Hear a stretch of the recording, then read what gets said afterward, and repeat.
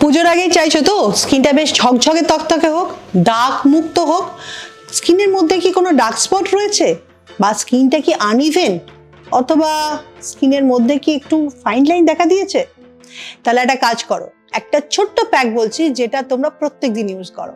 তার মধ্যে অবশ্যই এটা মেইন জিনিস হচ্ছে আলু। আলু তো তোমাদের চেনাতে হবে না, প্রত্যেকের বাড়িতেই থাকে, প্রত্যেক দিনই কোনো না কোনো সবজির ক্ষেত্রে আলু আমরা ব্যবহারই করি।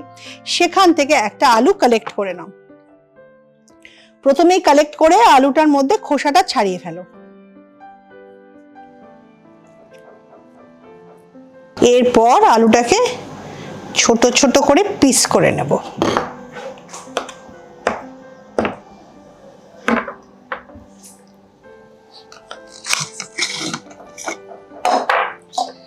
এই আলুতে না প্রচুর পরিমাণে ভিটামিন সি রয়েছে, যেটাকে রিঙ্কেল দূর করে, মুখের মধ্যে কোনো যদি আনইভেন স্কিন থাকে সেটাকে ঠিক করে, প্লাস স্কিনটাকে ব্রাইট করে।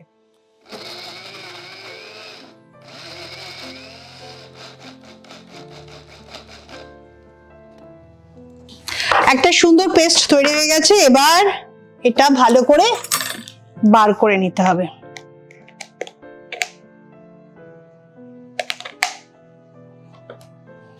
এরপর আলু পেস্ট খানিকটা নেব,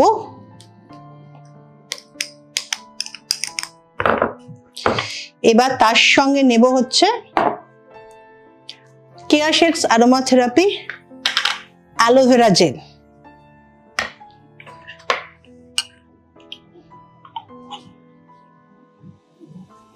এটা একদম পিওর অ্যালোভেরা জেল, সেক্ষেত্রে কোনো রকম কেমিক্যাল বা অন্য কিছু দিয়ে তৈরি নয়, তো এটা তোমরা ইউজ করতে পারো। শুধু অ্যালোভেরা জেলও কিন্তু যদি ইউজ করো সেটাও কিন্তু স্কিনের জন্য ভালো। এভাবে একটা ক্রিমের মতো অংশ তৈরি করে নিতে হবে। একটু মধুও মিশিয়ে নিতে পারি, তাতে কিন্তু স্কিনটা আরো ভালো ময়েশ্চার দেবে। এবার খুব ভালো করে মিশিয়ে নেব।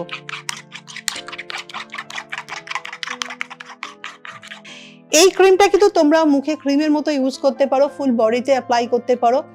এতে স্কিন আরো উন্নত হবে, স্কিনটা আরো বেশি ভালো হবে। যাদের ধরো রিঙ্কেল পড়তে শুরু করেছে, যাদের ভীষণভাবে স্কিনে ট্যান পড়ে গেছে, আনইভেন স্কিন, খানিকটা র্যাশ রয়েছে, ভীষণ ডিহাইড্রেট স্কিন, তাদের জন্য ভীষণ ভালো। আমি এই প্যাকটা জাস্ট অল্প একটুখানি হাতে দেব। যদি আমরা বডিতে বা হাতে এইভাবে দিয়ে একটু ভালো করে ঘষে নিই, এটা যদি খানিকক্ষণ লাগিয়ে রাখো সেটাও কিন্তু খুব ভালো হবে। এটা লাগিয়ে রাখলে যেটা হবে সেটা হচ্ছে এটা খানিকটা পরে শুকিয়ে যখন যাবে 15 থেকে 20 মিনিট বাদে, তারপর যদি উষ্ণ গরম জলে তোমরা এটা ধুয়ে ফেলো, অনেক ভালো রেজাল্ট পাবে। অথবা এভাবে কিন্তু রাবও করতে পারো।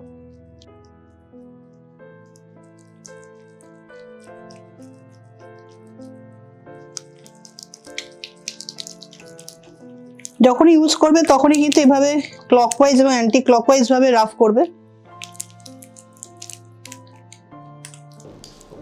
এবার একটু জল দিয়ে ধুয়ে নেব।